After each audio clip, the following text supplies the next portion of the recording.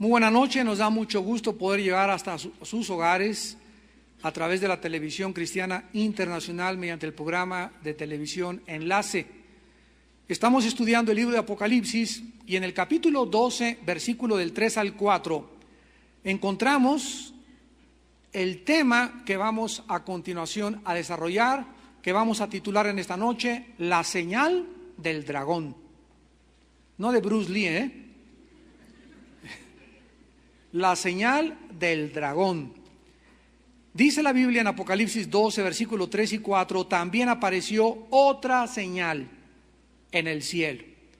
He aquí un gran dragón escarlata que tenía 7 cabezas y 10 cuernos, y en sus cabezas 7 diademas, y su cola arrastraba la tercera parte de las estrellas del cielo y las arrojó sobre la tierra. Y el dragón se paró frente a la mujer que estaba para dar a luz, a fin de devorar a su hijo tan pronto como naciese. En esta noche vamos a profundizar, como ustedes no se imaginan, en la vida y en la obra, en el ministerio de Satanás, principalmente como su figura, como el dragón. Una vez que hemos establecido en la última clase que la mujer que aparece como la primera señal en el cielo, bíblicamente es la nación de Israel, porque viene Jesucristo de la nación de Israel, la salvación viene a través de los judíos. Nosotros podemos ahora ver que hay otra señal también en el cielo, el cual es un dragón escarlata.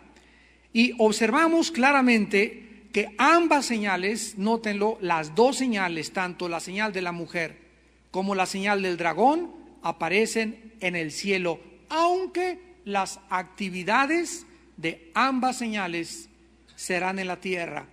De alguna forma el Espíritu Santo nos dice, hay una señal, pero no en la tierra, en el cielo, y otra señal que es el dragón. Y estas dos señales aparecen allá, pero el escenario y el campo de la batalla es el planeta Tierra. Es interesante que dentro de la mitología oriental es notorio el uso continuo de la figura de los monstruos.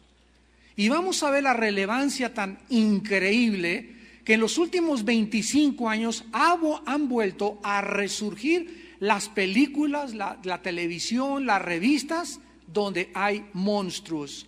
Los babilonios, los egipcios, los asirios, los heteos, los cananeos y otras tribus y otras culturas incluyeron en su literatura seres con características semejantes a las del dragón de Apocalipsis 12, versículo 3. La pregunta es, ¿por qué? Si nunca leyeron la Biblia.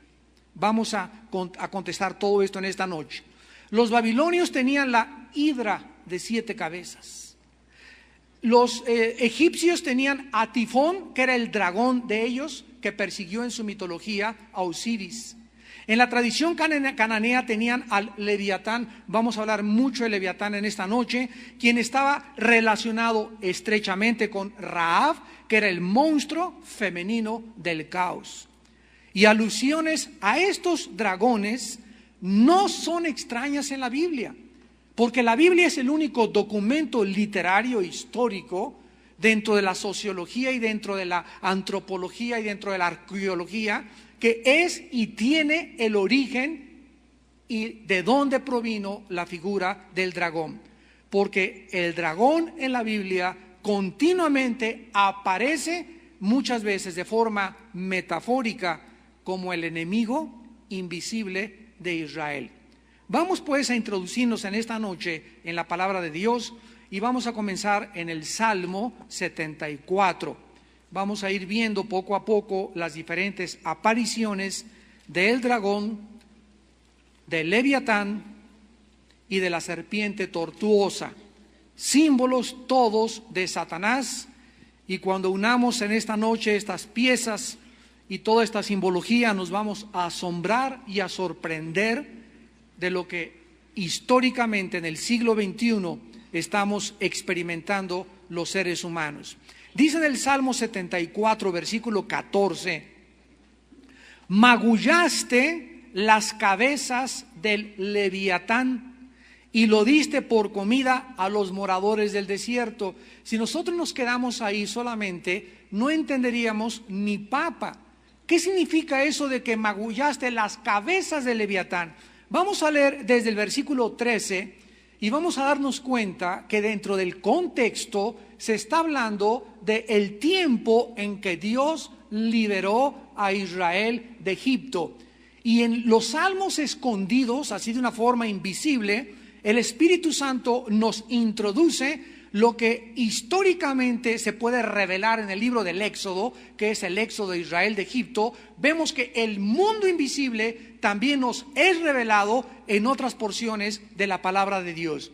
Dice el versículo 13 del mismo Salmo: dividiste el mar con tu poder, quebrantaste cabezas de monstruos en las aguas, magullaste las cabezas de Leviatán y lo diste por comida a los moradores del desierto. Nos damos cuenta que detrás de los egipcios que venían persiguiendo a los judíos, porque físicamente nunca hubo monstruos cuando se dividió el Mar Rojo, los egipcios no dicen pues vimos a un dragón de 7 cabezas ni mucho menos, pero la Biblia nos revela que detrás del ejército físico de los egipcios que iban persiguiendo a los judíos estaban figuras invisibles unidas a los enemigos de Israel, y la Biblia les llama el Leviatán. O sea que había como un monstruo invisible que no se podía ver, que estaba detrás del ejército de los egipcios. Ahora, esta palabra Leviatán, apúntenla en el original hebreo, es la palabra Livi-atán, y significa dos cosas. Uno significa serpiente y la otra, lo vamos a ver más adelante, significa la constelación del dragón. La constelación del dragón.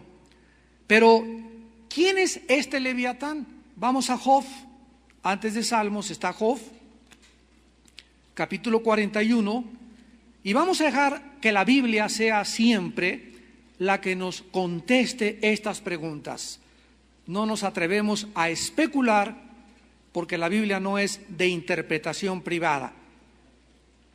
Job capítulo 41. Vamos a ver quién es este Leviatán, o de dónde sacamos esto de que es un enemigo invisible y qué relación tiene con un dragón, para finalmente ver de dónde salió el dragón.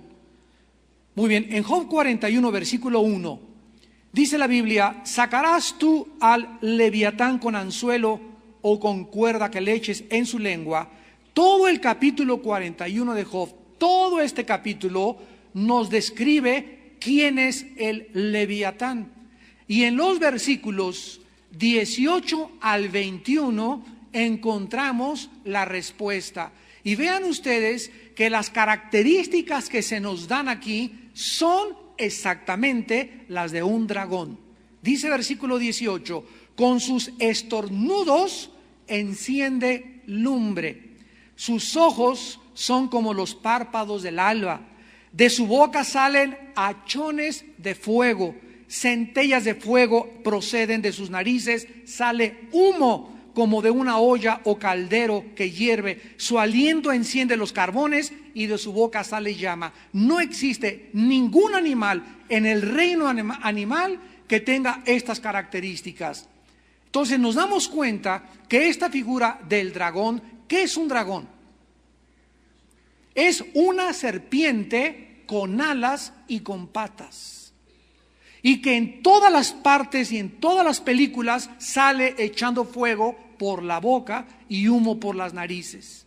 Ahora continuemos leyendo aquí en el libro de Job, en el versículo 31, y dice: hace hervir como una olla el mar profundo. Se le relaciona con el mar, y lo vuelve como una olla de ungüento. En pos de sí hace resplandecer la cena, que parece que el abismo es cercano. Versículo 33: no hay sobre la tierra quien se le parezca, animal hecho exento de temor, menosprecia toda cosa alta, es rey sobre todos los soberbios.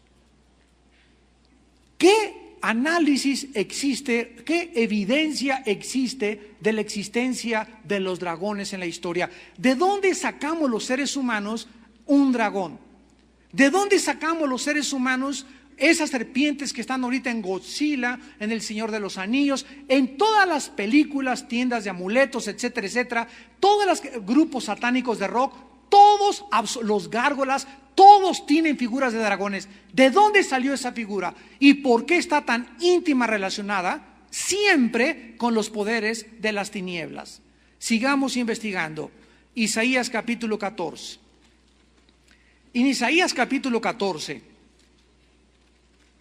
vemos a Satanás no solamente detrás de un leviatán, que es un dragón, sino que ahora se le revela a Satanás en Isaías 14, versículo 29, y dice: porque no te alegres tú, Filistea, toda, por haberse quebrado la vara del que te hería, porque de la raíz de la culebra saldrá áspid, y su fruto serpiente voladora.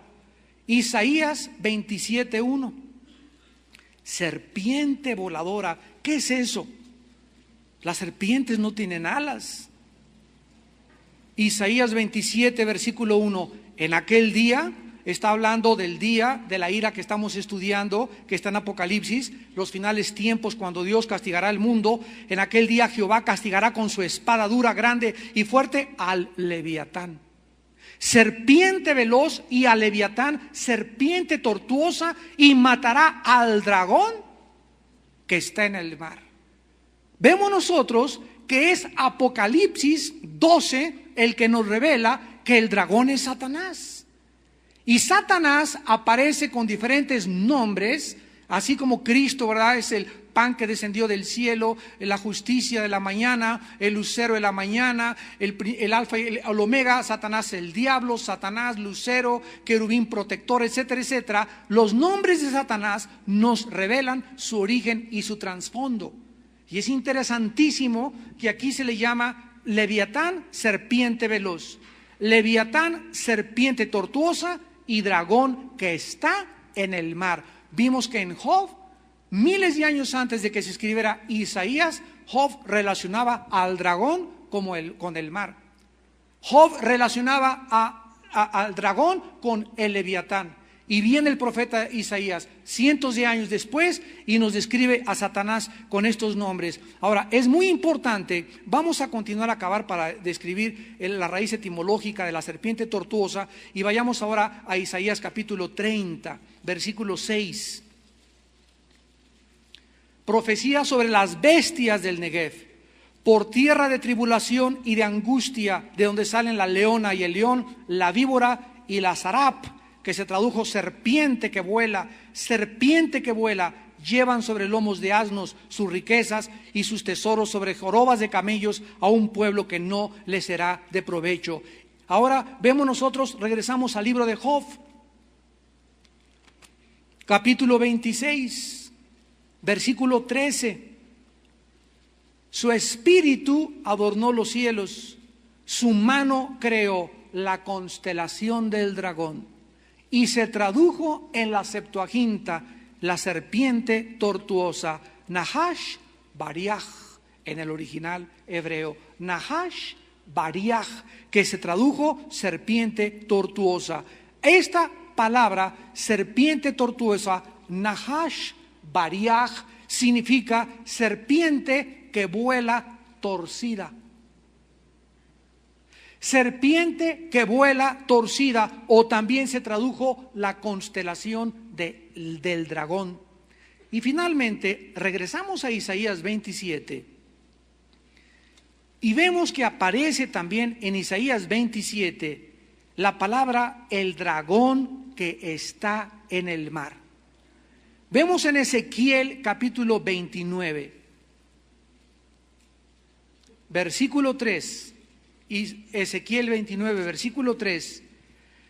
Habla y di: así ha dicho Jehová el Señor, he aquí yo estoy contra ti, Faraón, rey de Egipto. Faraón, rey de Egipto, el gran dragón que yace en medio de sus ríos. Observemos que se asocia al Faraón, un hombre, un rey, un magistrado, con el dragón. O sea que la Biblia continuamente nos muestra que detrás de muchos seres humanos se encuentran criaturas invisibles, reveladas solamente por el Espíritu Santo en la Biblia, para que sepamos que detrás de muchos dictadores y de muchos reyes que nosotros vemos se encuentra principalmente el príncipe de las tinieblas, que es Satanás. Y al faraón de Egipto se le asocia más de 7 veces en el Antiguo Testamento con un dragón. Qué interesante. El gran dragón que yace en medio de sus ríos, el cual dijo: mío es el Nilo, pues yo lo hice. Aquí vemos indiscutiblemente que es el rey de la soberbia, que es Satanás. Ezequiel 32, versículo 2. 32, versículo 2. Hijo de hombre, levanta endecha sobre Faraón, rey de Egipto, y dile: al leoncillo de naciones eres semejante, y eres como el dragón de los mares. Pues secabas tus ríos y enturbiabas las aguas con tus pies y hollabas sus riberas. Salmo 91. Los traigo para arriba y para abajo. Y si no, apúntalo. Salmo 91, versículo 13. Este salmo, que creo que todos ustedes lo saben memorizado, ¿verdad? Algún día me gustaría ver, pásenle aquí 3 y repítame el Salmo 91. Es un salmo que todo cristiano debe memorizar. Así como el Salmo 23 se lo saben hasta nuestros hijos. Ya si tú no te sabes de memoria el Salmo 23, sería el colmo de los colmos de los colmos. Entonces comienza a memorizar el Salmo 91. Es el salmo más grande que existe de la protección de Dios sobre su pueblo. Y es el salmo que tiene más promesas para nosotros cuando te sientas: ay, ¿qué voy a comer mañana? Y en la noche, y va a temblar. Ninguna saeta ni terror nocturno te sobrevendrá. Jehová es mi fortaleza en tiempo de la angustia, el que mora al abrigo del Altísimo. Por cuanto en mí has puesto mi confianza, yo te libraré. Caerán 1000 y 10,000 a tu lado. Es un salmo lleno de promesas de protección. Y miren ustedes, en medio de todas estas promesas, lo que el Espíritu Santo nos revela en el versículo 13. Sobre el león y el áspid pisarás. Vemos que el león es otra figura de Satanás. No siempre, ¿verdad? Pero dice en primera de Pedro que Satanás anda como león rugiente buscando a quien devorar. El áspid, indiscutiblemente la serpiente, es el símbolo más grande de Satanás. Hollarás al cachorro del león y al dragón. Vemos otra vez que el dragón es introducido en las páginas de la Biblia como un enemigo invisible del pueblo de Dios. La palabra dragón, apúntala, en el original hebreo es la palabra tanín, T-A-N-N-Y-N, tanín. Y significa monstruo, escucha, marino. Monstruo marino. En Isaías 27:1 vimos que el dragón que está en el mar significa serpiente del mar. Por ejemplo, en el Salmo 74, versículo 3. Salmo 74, versículo 3, dice la Biblia: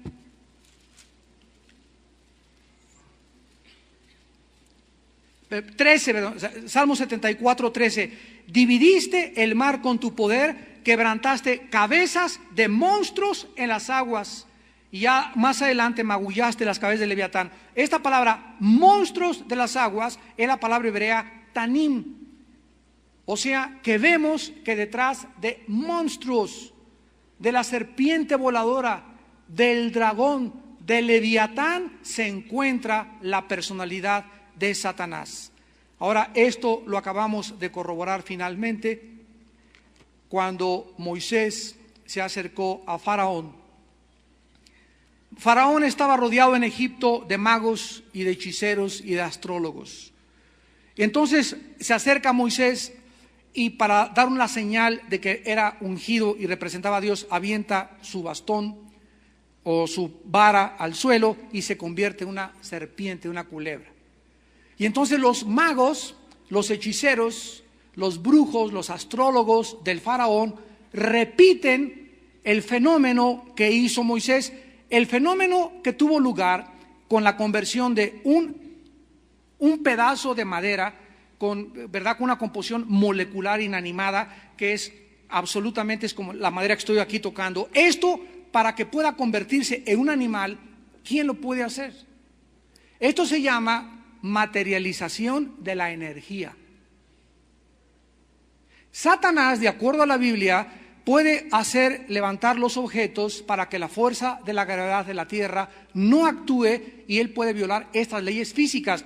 Satanás puede hacer que se rompa un velo, que caiga un techo, que se abra una ventana, que se oigan ruidos en tu casa, que se prenda la televisión, que se abra una llave del agua, que se oigan ruidos de cadenas, que se oigan los llantos de la llorona y nadie está arriba del techo de tu casa, que oigas cadenas que pasan por arriba, que tú puedas tener fenómenos ópticos viendo, por ejemplo, los borrachos les llaman a los borrachos ya continuamente crónicos, les llaman que tienen delirius tremens. Esas cosas que los borrachos ven que se llaman delirius tremens son reales, que ven serpientes, que ven monstruos, exactamente, no son fenómenos ópticos, son cosas que Satanás puede producir en la mente humana, y la Biblia nos lo revela.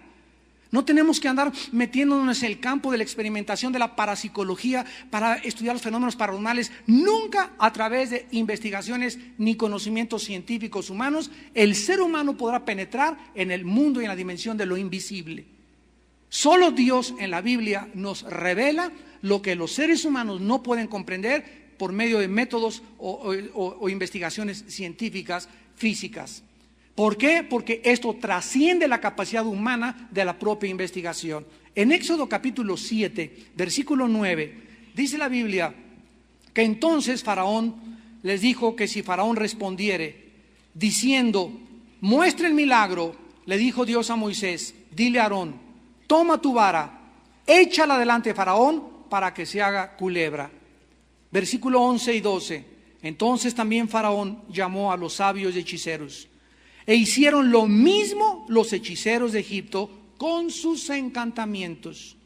Pues echó cada uno su vara, las cuales se volvieron en culebras, mas la vara de Aarón devoró las varas de ellos. Vemos nosotros que este fenómeno que tuvo lugar cuando se convirtió la vara de Moisés en una culebra, que es un milagro que solo Dios lo puede hacer, lo hicieron los hechiceros. ¿Qué nos enseña esto? Que Satanás puede materializar la energía.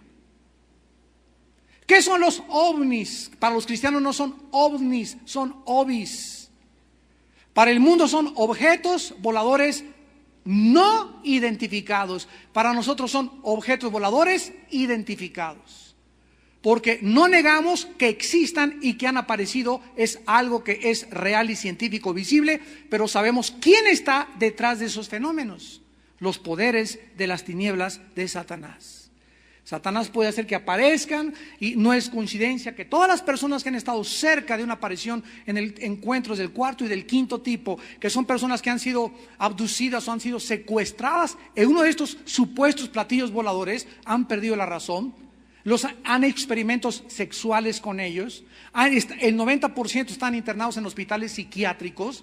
Ninguna de estas cosas es accidente ni es coincidencia. Detrás de todas estas cosas se encuentra un rey de las tinieblas que se llama Satanás, el dragón, la serpiente antigua.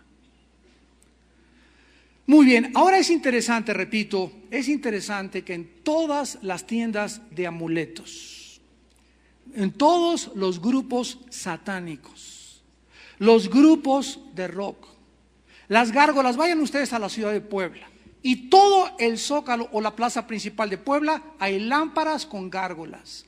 Ve a las iglesias bizantinas de Italia, de Florencia, de Milán, y en todas las iglesias católicas de Italia hay gárgolas y dragones alrededor.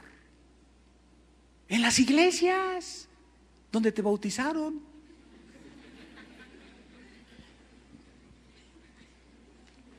¿Ustedes creen que esto es coincidencia?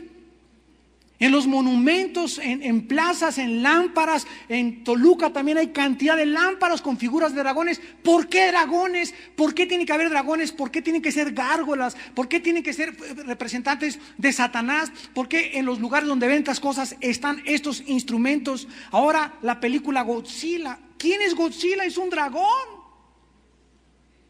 Es un dinosaurio con alas y con patas, es un dragón. En la película El Señor de los Anillos, ¿quiénes representan al ejército de la maldad atacando al ejército del bien? Los dragones. ¿De dónde los sacaron?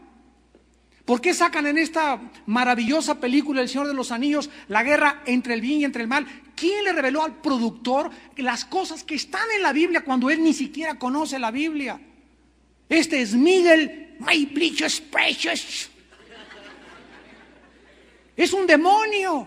Y así actúan ellos, se te acercan y te meten veneno contra el otro, te meten envidia contra el otro, te meten semillas de duda contra otra persona, crean divisiones, te mienten. No es cierto, te quiero, te voy a proteger. Mentiras. Son exactamente como actúan los demonios. Hasta la cara de demonio tienes. Ahora ya venden, ojalá que no les des de Reyes Magos a tus hijos un esmigo.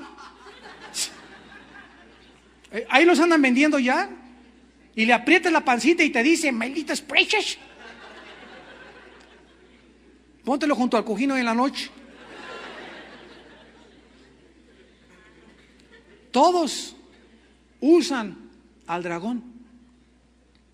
¿Ustedes creen que es coincidencia? Pero contestemos la pregunta que nos hicimos al principio. ¿De dónde salió esta figura del dragón? Cuando no hay ningún registro arqueológico ni antropológico de ningún fósil más que de dinosaurios, pero no se sabe nada absolutamente fuera de la Biblia de los dragones. ¿Existe alguna evidencia de que hayan existido en la historia los dragones? Nadie lo sabe. En todas las culturas, repito, existe esta figura, pero ¿de dónde sacaron esta imagen? Recordemos algo, la Biblia nos revela que el diablo es un imitador. Y no puede existir nada absolutamente que no tenga un original. ¿Vamos bien? Yo no puedo ir en la calle y encontrarme un billete falso de 30 pesos. Porque para que pueda verdaderamente surtir efecto, tiene que haber un original. Los falsificadores falsifican billetes de 20, de 50, de 100, de 500, porque son los originales.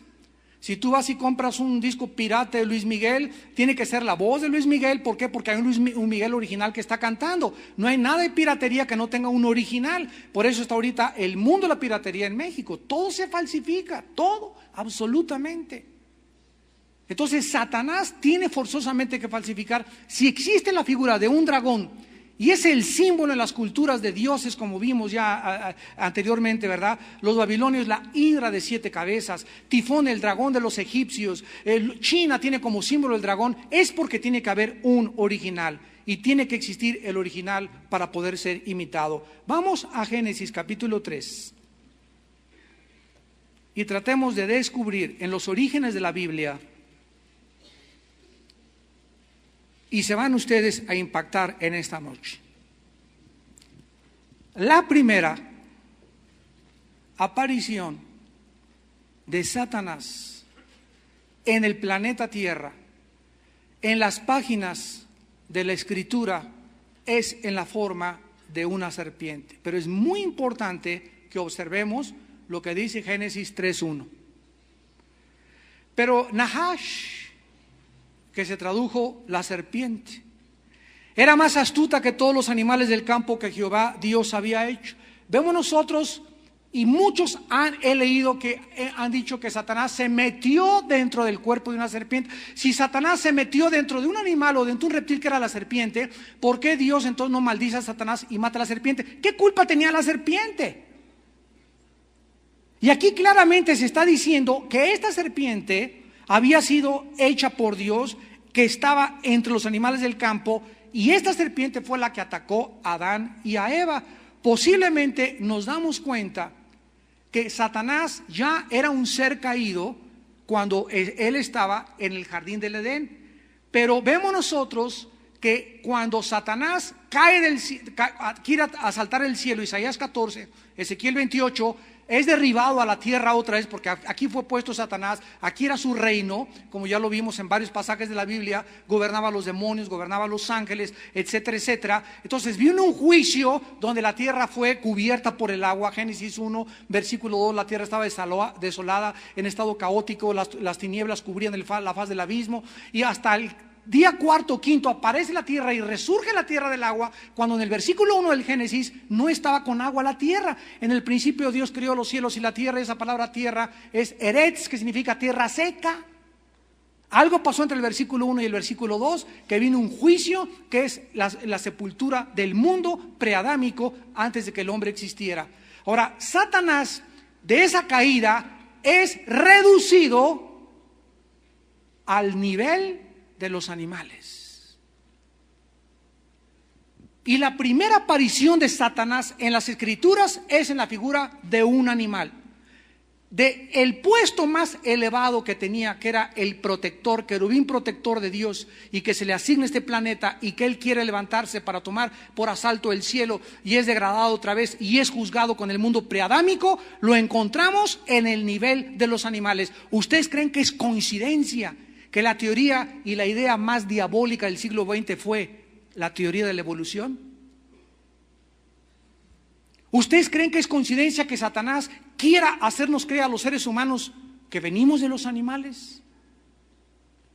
Todos estos eslabones, cuando los unimos, hacemos la cadena y nos damos cuenta quién se encuentra detrás de la teoría de la evolución. ¿Por qué la teoría de la evolución es antagónica a la redención? Porque si nosotros venimos de los animales y somos animales, no necesitamos un Salvador. No fuimos creados a la imagen y semejanza de Dios. El hombre no tendría ni siquiera derechos humanos, porque tendríamos los mismos derechos que los animales. Matar a un animal y a un ser humano sería lo igual. ¿Por qué? Porque somos animales. Entonces nos damos cuenta que detrás de todo esto se encuentran las ideas satánicas. ¿Por qué ustedes creen que el dios Dagón de los filisteos era mitad pez, mitad humano? ¿Cómo se pinta Satanás? Con el cuerpo de una cabra y con el torso y la cara de un barbón y de una persona. Vean los dioses, vean las tiendas de los amuletos y ve las mezclas de la sirena con la mitad del cuerpo del pez, la otra persona con la cabeza de un ser humano y con la cabeza de un caballo, el unicornio, y todas estas figuras que vemos son animales, mezcla humanas. ¿De dónde viene todo esto? Satanás quiere hacernos creer a nosotros que venimos de los animales, y él quiere reducirnos al nivel animal.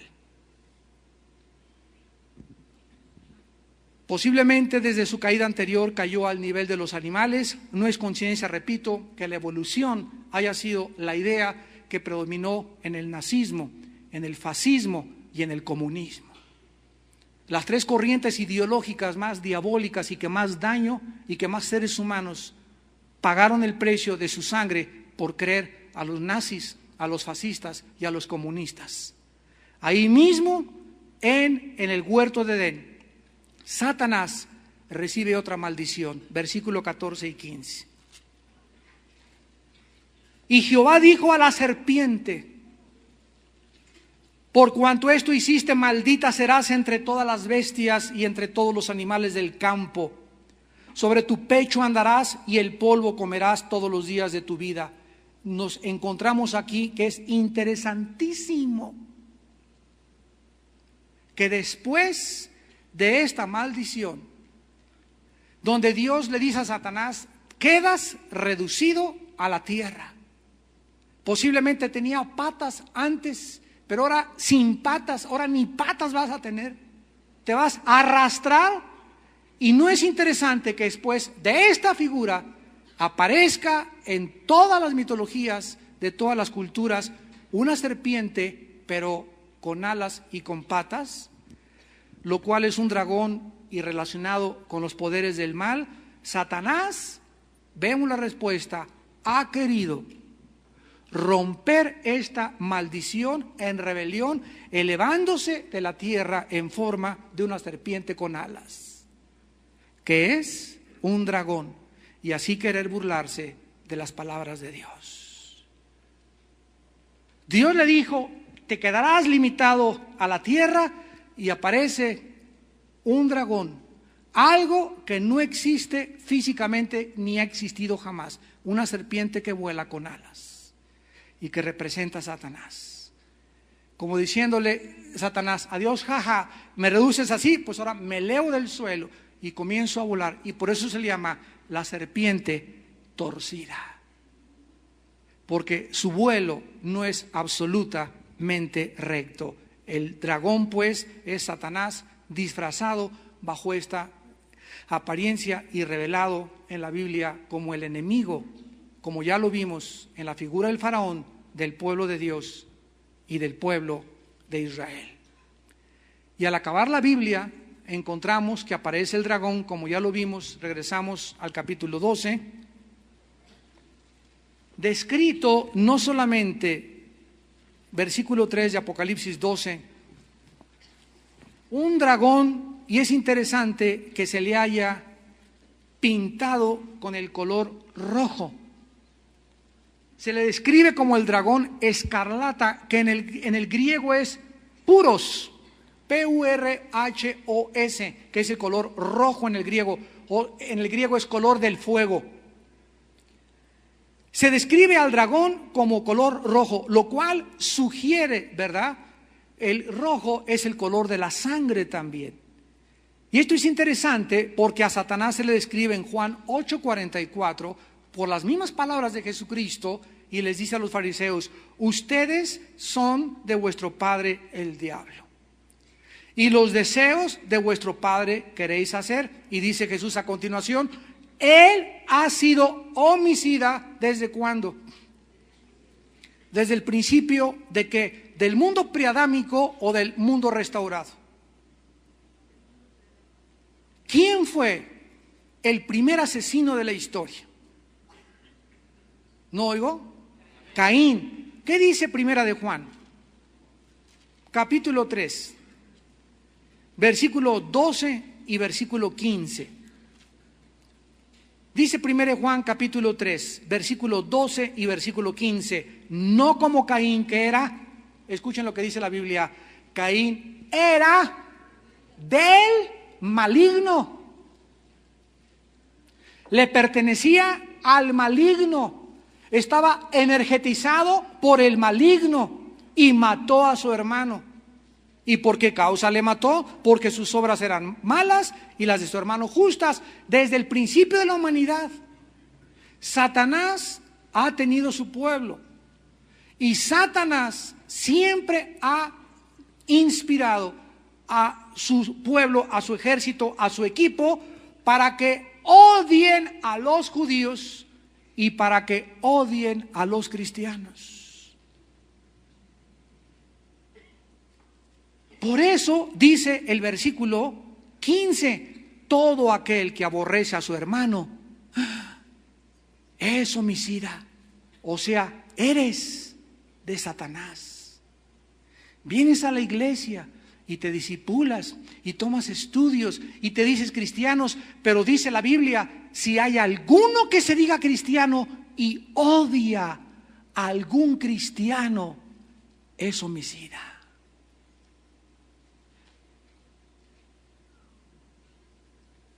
¡Qué tremenda revelación! Y sabéis que ningún homicida tiene vida eterna, permanente en él. Oh Dios, cada vez que nosotros nos enfrentamos al odio, amados santos de Dios, cada vez que nosotros albergamos algún resentimiento contra alguna persona, te lo suplico por las misericordias de Dios, deshazte de este resentimiento. Deshazte de esta idea, porque el resentimiento se convierte en odio. Y llegas el momento que tienes tanto coraje contra esa persona, y contra tu ex esposo, y contra tu ex padre, y contra tu madre, y contra tu ex esposa, o contra alguna persona, y si es cristiano, con más razón, que se convierte en odio, y después el odio se transforma en amargura. Y en Hebreos 12:15 dice la Biblia: mirad, cuídense que ninguna raíz de amargura brote en alguno de ustedes, porque la amargura bloquea la gracia, el poder, lo que Dios me quiere dar a mi vida, la amargura me lo cortará para siempre, me impedirá y me quedaré en una cárcel rodeado con barrotes de amargura, y antes de que yo pueda vengarme de esa persona, del odio que le tengo, yo mismo me comienzo a autodestruir. Porque si hay algo que destruye el alma es el odio. Pedro le dice a Jesús: ¿cuántas veces debo perdonar, Señor? 7, y le dice Cristo: 70 veces 7, Peter Pan. O sea, nunca podemos darnos nosotros el lujo de guardarle rencor a nadie. No podemos. Y en el momento en que perdonamos a esa persona y se la entregamos a Dios, y ya Dios, tú eres el juez, ¿verdad? Yo lo perdono, yo lo bendigo, y comienzas a orar por esa persona, es una forma de liberarte del rencor.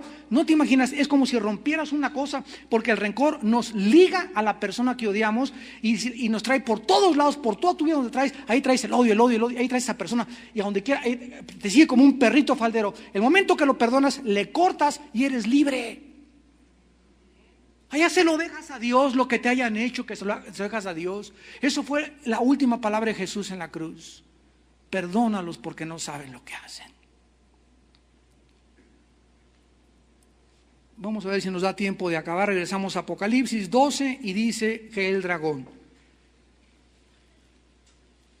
no solamente es descrito con, ya vimos todas las raíces etimológicas de la palabra dragón, las implicaciones y la relevancia que tiene en la historia y en el mundo actual que vivimos, sino que también vemos el color escarlata manifestándolo o simbolizando el odio que él tiene, el color de la sangre. Él ha sido el que ha perseguido desde el principio a los cristianos, sino que se le describe, y aquí ya profundizamos y vamos a continuar hoy y la próxima clase, con 7 cabezas y 10 cuernos, y en sus cabezas 7 diademas. Es muy importante que en esta clase, en esta noche, entendamos perfectamente bien, porque vamos a volver a ver a esta figura en la bestia. Vamos a ver otra vez, pero ya no un dragón con 7 cabezas y 7 diademas, vamos a ver a una bestia con 7 cabezas y 10 cuernos. Y aquí observamos que este dragón, ¿verdad?, es retratado con 7 cabezas y con 10 cuernos. Es importante entender, en primer lugar, el simbolismo del número 7. Vamos a comenzar por ahí. El número 7 en la Biblia representa 2 cosas: plenitud y algo que está completo o perfecto. Plenitud, perfección o algo que está completo. Y las 7 cabezas simbolizan o es una sugerencia de una concentración de liderazgo y de un propósito inteligente.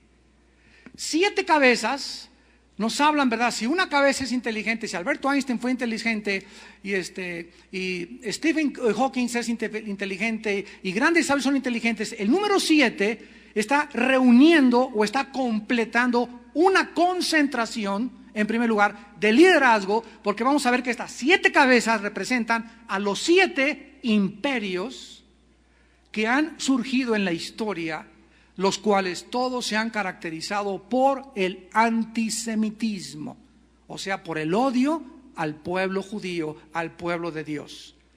Entonces, el 7 nos sugiere concentración de liderazgo y un propósito inteligente. En la terminología profética, las 7 cabezas, como acabo de decir, representan a los 7 imperios mundiales energetizados por Satanás y desde luego antisemitas.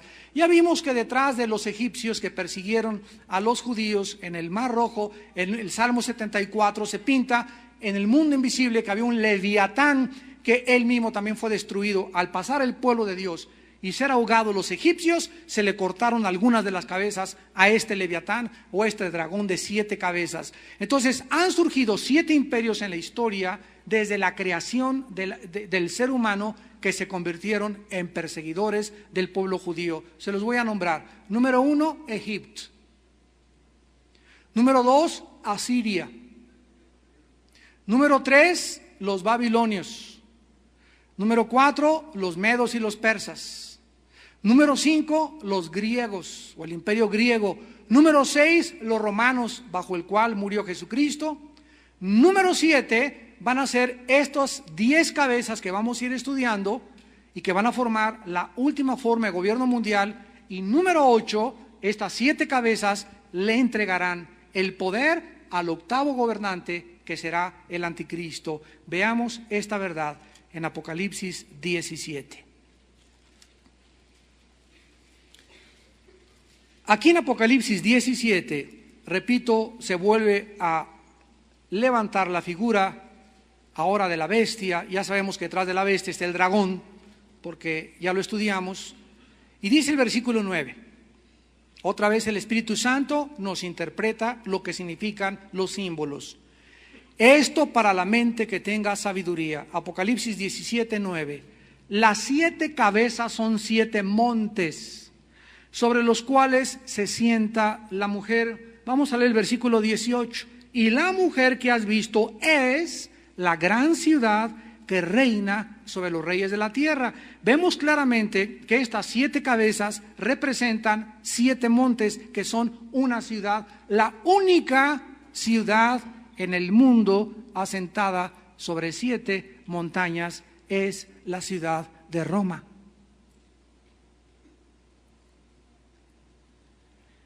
Pero también estas 7 cabezas simbolizan otra cosa. Son 7 reyes, versículo 10. 5 de ellos han caído. Cuando Juan escribió el Apocalipsis, vamos a recordar estos imperios, dice que 5 habían caído, que fueron Egipto, Asiria, babilonios, medos persas y griegos. Juan vivía bajo el 6º, ¿verdad? Dice 5 han caído, uno es, que es el imperio romano. Escucha, el otro aún no ha venido, que va a ser los 10 cuernos que representan a la última forma de gobierno mundial, y cuando venga es necesario que dure breve tiempo. La bestia que era y que no es también el octavo, y es de entre los 7 y va a la perdición. Y los 10 cuernos que has visto son 10 reyes, aquí está, son 10 reinos, 10 imperios que aún no han recibido reino, y desde el tiempo que escribió Apocalipsis hasta nuestros días no ha surgido un imperio mundial con un bloque de 10 naciones, las cuales son las que van a formar el gobierno del futuro dictador mundial llamado el anticristo, que aún no han recibido el reino, pero por una hora recibirán autoridad como reyes juntamente con la bestia. Vemos pues claramente que las figuras que aparecen en el Apocalipsis tienen su origen desde el libro del Génesis. En el libro del Génesis se inicia el comienzo de la humanidad, en el libro del Apocalipsis el final y la consumación, donde Dios nos presenta el último escenario, cómo aparecerá el mundo, lo que pasará en el mundo y las fuerzas invisibles que el mundo no puede, a través ni de la brujería, ni de la astrología, ni de la bola de cristal, ni de los peyotes, ni de las drogas alucinógenas. El Espíritu Santo nos las revela por el Espíritu. Dichosos en esta noche y los que nos escuchan por televisión, que tienen al Espíritu de Dios. Porque si tú no tienes al Espíritu de Dios, tienes otro espíritu que no es el Espíritu de Dios, y la Biblia le llama espíritus engañadores, doctrinas de demonios. 1 Timoteo 4:1, que te han puesto todas esas ideas y que has encontrado en la revista Duda, en los libros de José Benítez, El caballo de Troya. Cristo murió en Cachemira, Cristo estaba comiendo chorizo en Toluca, Cristo apareció en Estados Unidos, como dicen los mormones, y miles de especulaciones, hipótesis que no tienen su origen en este libro. Haríamos pues, dice la Biblia, tenemos la palabra profética más segura, a la cual haríamos bien en estar atentos como una antorcha que alumbra en lugar oscuro. La Biblia dice que todo fuera de la Biblia, todo fuera de la Biblia es oscuridad y tinieblas. Esta es la única luz que Dios nos dejó. para que supiésemos que hay un manual en la vida, que es el manual de la vida eterna y donde encontramos también el camino al cielo y la redención de nuestros pecados. Y este es el tiempo en que debemos de predicar este libro, exponer este libro, porque la exposición de las palabras alumbra los ojos. Y es el tiempo en que este libro debemos amarlo con todo nuestro corazón. Oremos. Señor, te damos gracias en esta noche por la exposición de tu palabra. No queremos, Señor, estudiar nada más que la Biblia, y no queremos, Señor, opiniones humanas tampoco. Queremos saber lo que tú dices en tu palabra, porque la suma de tu palabra es la verdad. Gracias por la armonía de estos 66 libros inspirados por ti. Y gracias porque nosotros no estamos en tinieblas. No tenemos por qué andar consultando a astrólogos, ni metiéndonos a tiendas de fetiches, ni de amuletos, ni de supersticiones, ni consultando bolas de cristal, ni brujos, ni espiritistas, ni médiums, operados y manipulados y energetizados por espíritus engañadores. El diablo sabe la curiosidad del ser humano por conocer lo oculto. Por eso se llama la brujería ocultismo, porque ofrece verdades ocultas a través de estos medios satánicos. Dios nos prohíbe pisar estos terrenos para no ser engañados. Tenemos la palabra de Dios, a la cual haríamos bien en estar atentos, en amarla, meditarla, reflexionarla, estudiarla todos los días de nuestra vida. Gracias por las oportunidades que nos das este año, Padre, de estudiar un diplomado, escuela para padres, por internet, los medios de la tecnología que nos has ofrecido, por la televisión, para que tu pueblo no tenga excusa. En el Antiguo Testamento este fue el juicio. ¿Por qué pereció el pueblo de Dios? Porque le faltó conocimiento. No quisieron saber. Se conformaron con una vida de mediocridad. Se conformaron con un cristianismo frío, mecánico, religioso. No quisieron conocerte, Señor, en la intimidad de tu comunión. En esta noche Dios te ofrece a ti, que tú todavía no le conoces, que le hablas tu corazón a Jesucristo. Que vengas a la cruz del Calvario en esta noche y que le entregues tu vida. Que te arrepientas de tus pecados y creas que Jesucristo en la cruz pagó por ti y por todas las cosas que tú has hecho y que yo hice mediante el derramamiento de su sangre preciosa. Si tú en esta noche quieres por primera vez invitar a Cristo a tu vida y has descubierto qué lejos vives de Dios y qué vacía es tu vida, qué superficial y cuánta soberbia hay en tu corazón, en esta noche ríndete a Jesús. Y ahí desde donde estás, dile estas palabras: Señor mío y Dios mío, gracias por haberme permitido escuchar a la Biblia. Gracias por hacerme saber que soy un pecador y que como tal merezco el infierno. Pero gracias también por darme las buenas noticias de que en una cruz tu Hijo Jesucristo pagó en mi lugar con su cuerpo, con su sangre, con su vida, para pagar mis pecados.